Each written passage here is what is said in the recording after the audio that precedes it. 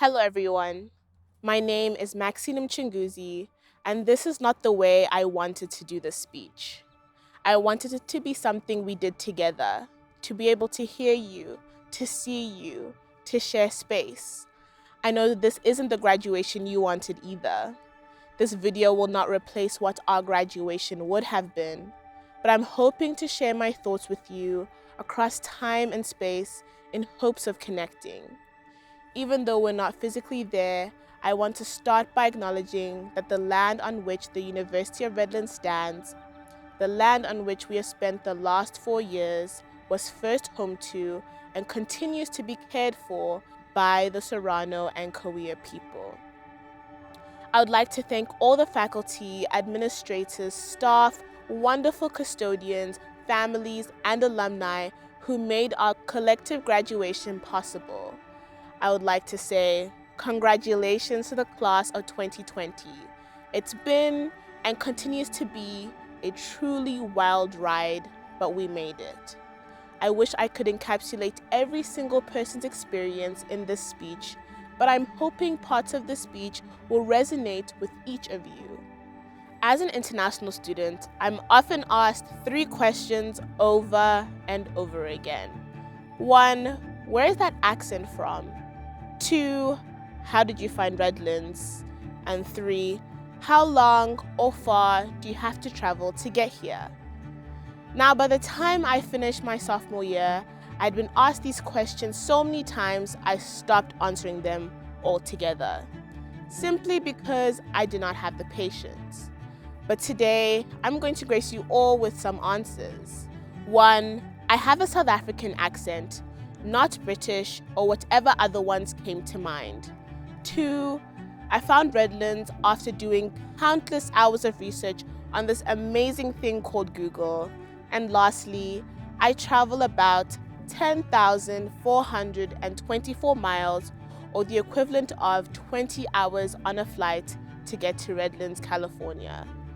In all honesty, I see a lot of parallels with my trips to California and our 4-year journey here. Whenever I say journey, I feel like I'm a contestant on The Bachelor. Shout out Bachelor Nation. Regardless, the word holds true. This isn't it's not the journey, it's the destination kind of speech. It's about how a journey of 10,000 miles or 4 years begins with a single step. Let's take it all the way back to 2016, applying to college, or what a dreadful time college application season is. Writing essays, the SATs, paying application fees. A late congratulations to all of us for getting into Redlands. That one application fee was totally worth it. After my acceptance to the University of Redlands, I had to start doing a different kind of application. That's right, it was student visa time. My fellow international students can all relate. I had to fill in even more application forms and pay another application fee, even when I wasn't sure I would get it. But I did. My journey to Redlands typically starts with checking in at the airport. As someone who doesn't typically enjoy traveling by air, this is also the start of my anxiety. I move around asking for directions, desperately wanting to know where to go next. What does the scene remind you of? That's right, check-in day at Hunsaker.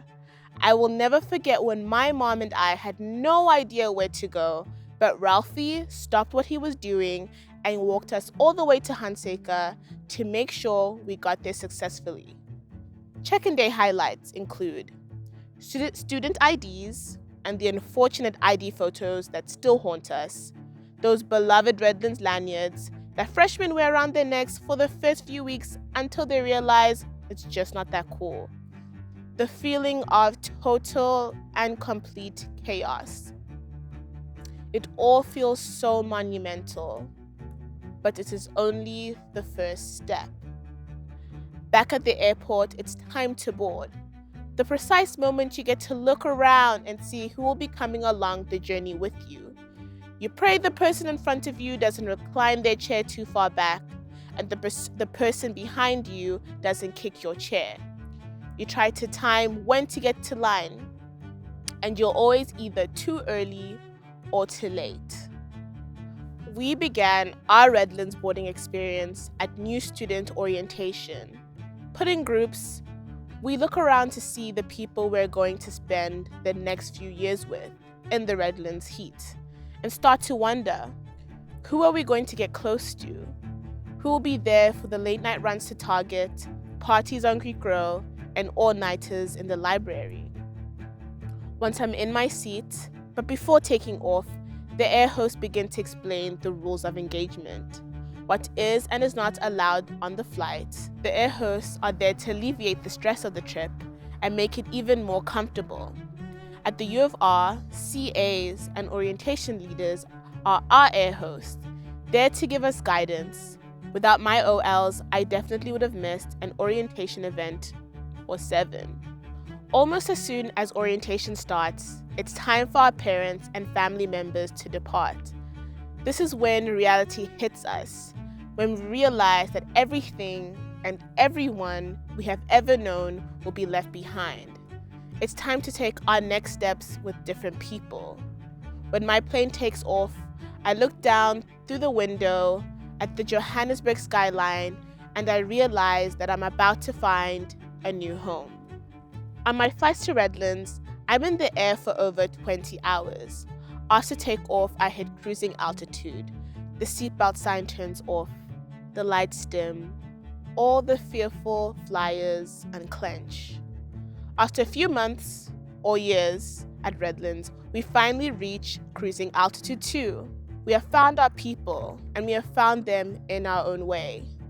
Joining the Johnston community, our teammates, rushing a Greek organization, or becoming a member of a CDI group. The terror of who we're going to eat our meals with at the Commons finally dissipates. The class of 2020 has done some amazing things at cruising altitude. We have seen the creation of a fraternity dedicated to the advancement of men of color, shout out GDR. We have helped to complete our fair share of over 300,000 community service hours. We have ensured that the hydrofloss to student ratio is 3:1. We have seen the first senior diversity inclusion officer. We have all at least completed 128 units. We have seen the first female mascot, I see you, Addie. We have witnessed Redlands become a top producer of Fulbright scholars, and we valiantly participated in the shortage of White Claws.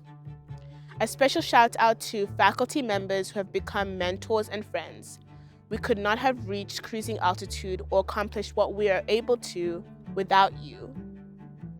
Once cruising altitude is reached by the plane, it's time for the always hit or miss part of every flight: food.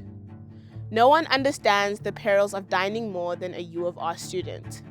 Whether you miss Bon Appetit or you're a fan of Harvest Table, one truth remains: the people who work in the Commons are some of the kindest you will ever meet. I will always miss Lucy for her wonderful advice and be grateful for my conversations with Lydia and the way Carlotta can brighten even the darkest of days. Cruising altitude almost never lasts the whole flight. There's always turbulence. It's scary and uncomfortable and sometimes seems unending. We all experience our own form of turbulence at Redlands. Trying to do 243 definitions for Business 226, struggling with making tuition payments, dealing with mental health issues, losing a friend. These turbulent times are never easy. I specifically want to honor Jacob Green in this moment, a friend of many and an inspiration to us all. May his goal to teach the importance of love remain with us, and may we forever remember his contributions as a member of the class of 2020. Rest in power, Jacob Green. I think it is important to mention that my journey is typically cut into 2 parts. I fly from Johannesburg to New York, and then from New York to California. I think layovers may be one of my least favorite parts of flying, because after getting used to space, I have to move and start all over again. I believe layovers signify periods of change. I've seen professors come and go, friends transfer in and out of Redlands. Some of my peers change majors for the third time. Fall 2019 was definitely the beginning of the end. Starting our last year felt like the 15-minute warning the pilot gives to prepare passengers for landing. Today, we are landing. Like wheels down, phones off of airplane mode, landing. We made it. But we're stuck on the tarmac, waiting to be released into the world. I finally arrive in California, and the same way that those 20 hours fly by, so have my 4 years with all of you. As I look around this place and reflect on how we have arrived at graduation, I reflect on all the amazing people I have met in this Redlands heat. The sorority sisters who have gone on late night runs to Target with me, the all-nighters in the library that have had me walking straight from armor class to class, and all I can say is how grateful I am for all the steps that we have taken together. Now, the journey of 10,000 miles does not end here.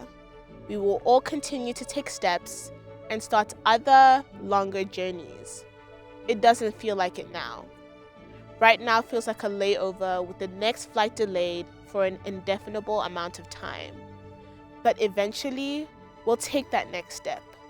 We will keep moving. The airline I take to America is South African Airways.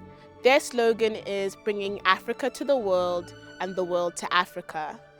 I'm so grateful that this African girl has seen the world and has hopefully shown a few of you what African hospitality is all about. Every flight with them ends with a parting message in Zulu, either hambani kahle, meaning go well, or sala kahle, meaning stay well. Before I go, I would like to say asante sana kwa wazazi wangu. Without my parents, these 4 years would not have been possible.